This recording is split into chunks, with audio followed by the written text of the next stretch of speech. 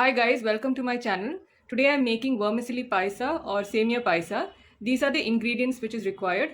Milk, milkmaid, ghee, cardamom, cashew nut, raisins, I've taken roasted vermicelli and sugar. So guys, I'm taking a heavy bottom pan and I'm adding some ghee to it. I'm going to fry the cashews first. The cashews are golden brown. I'm removing it from the pan and keeping it aside. And next I'm going to fry the raisins. Frying the raisins till it comes up like this, and ensure you do it in a low flame and don't burn the grapes. And transfer this to a plate.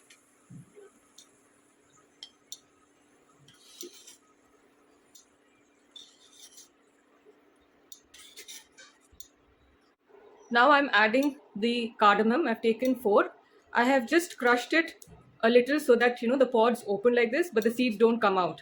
So that the flavor comes out at the same time. You don't get to bite the seeds. Or you could also add cardamom powder at the end of the dish. Lightly roasting the cardamom and adding the roasted vermicelli.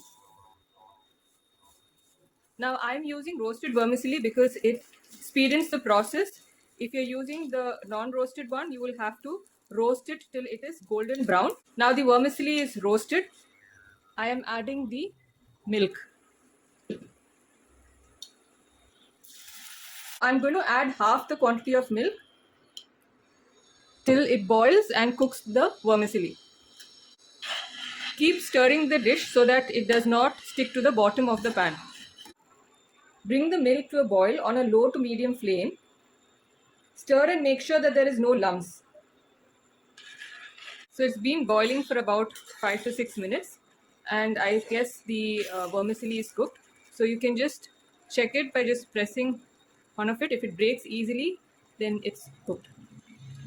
Now to this I am going to add the remaining milk.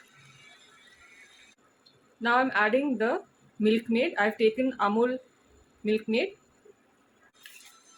Keep stirring so that it does not stick to the bottom of the pan. Going to add the sugar. Now sugar you can add as to your taste because you already have the milkmaid in. Let it boil for about 2 to 3 minutes till the milk thickens a bit. But as you keep the paisa, when you take it off from the stove, it is going to thicken. So you may, if you want the paisam to be more liquidy, then you can add more milk at that point. Once you've added the sugar and it is melted, you can check at this point if you want to add more sugar or more milk. So it's been boiling for about 2 to 3 minutes. This is how it looks. Now I'm going to add the dried cashew and raisin which I kept aside. And you can off your stove.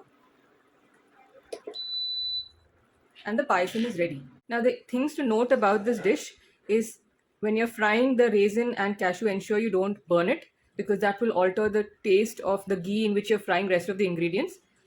Ensure you're using roasted vermicelli because that makes the process faster and it also tastes better, because if you try to roast the vermicelli, sometimes it might get burnt, some might be roasted, some might not, but you may not get this even texture.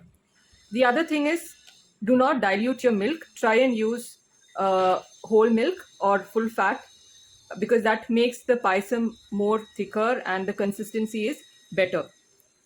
Please do try this recipe and let me know how it turned out. Thanks for watching. Do like, share and subscribe. Bye.